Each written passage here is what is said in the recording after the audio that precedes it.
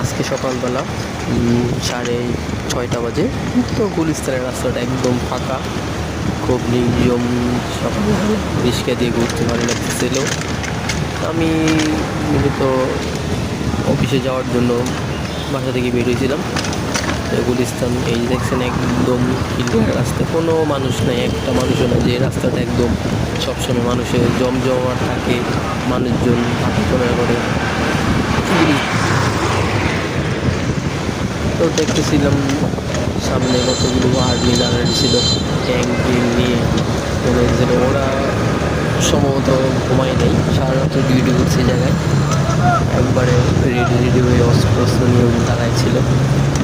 আমি ভয়ে ভয়ে ভিডিও করলাম, আমি কি আবার নাকি বলে আমাদেরকে সবাই তাকিয়েছিল। তো আমি ভয় নির্ভয় না করে চলে গেলাম আস্তে করে।